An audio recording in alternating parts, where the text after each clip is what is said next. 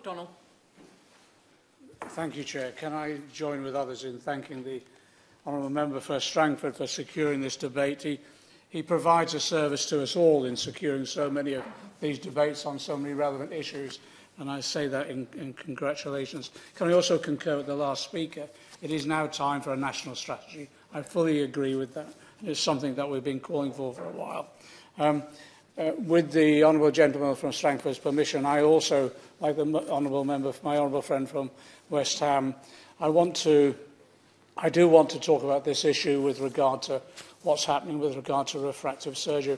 I completely concur with him and the general tone of the debate about our concern about the need for longer-term investment, stable investment, and the worries that we all have about the postcode lottery about access to eyesight assessment and services to tackle any problems that are identified. But part of the problem of that postcode lottery is that people who have concerns about their eyesight can become desperate and they can resort to alternative methodologies. And one of those has been around refractive surgery.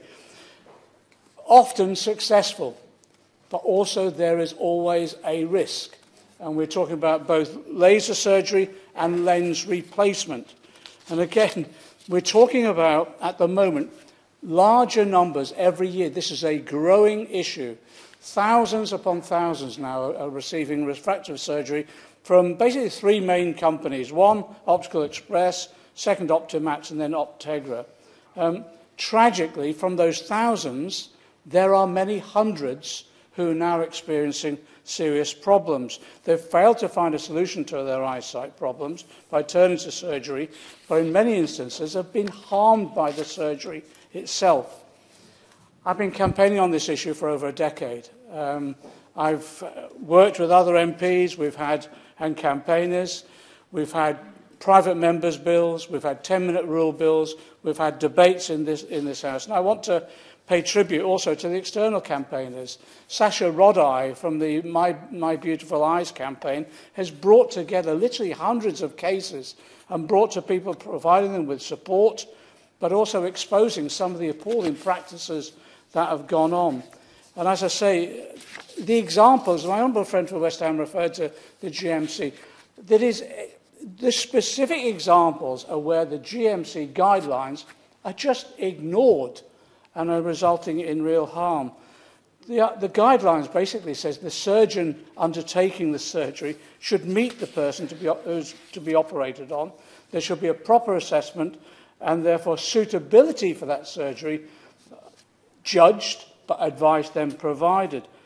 And we're finding literally over this last decade too many examples where the assessment is being given largely by salespeople rather than clinically qualified staff.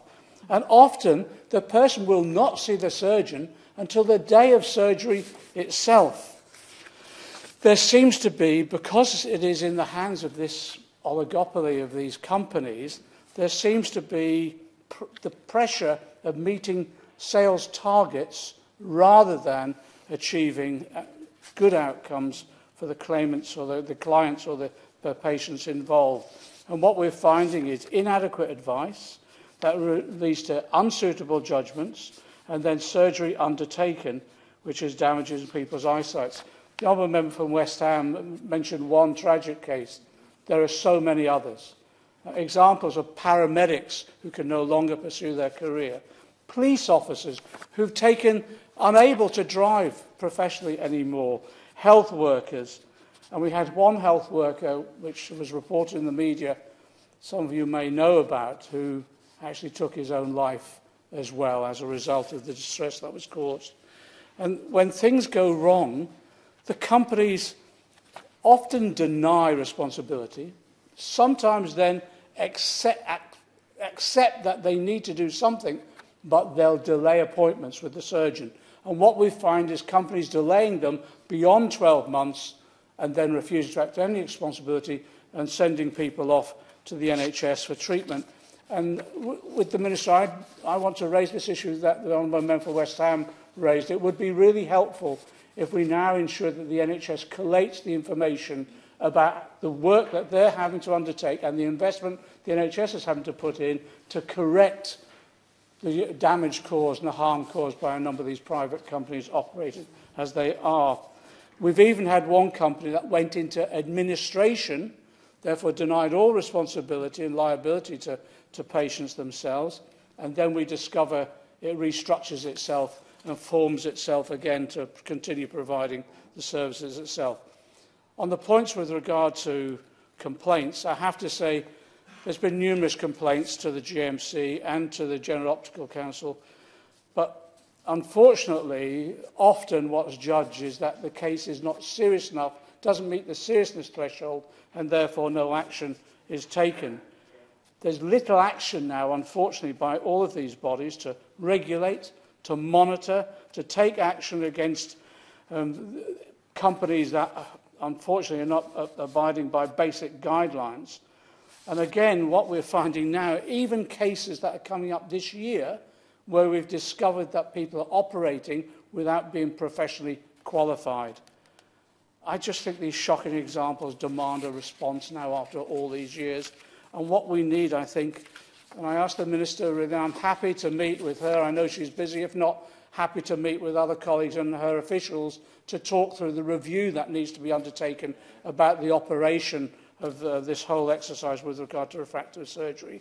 What needs to be done by way of improving regulation, and also what needs to be done to ensuring that actually the harms that have been caused by these operations, largely by these private companies, is addressed and people are supported in some of the most distressing situations that they found themselves in.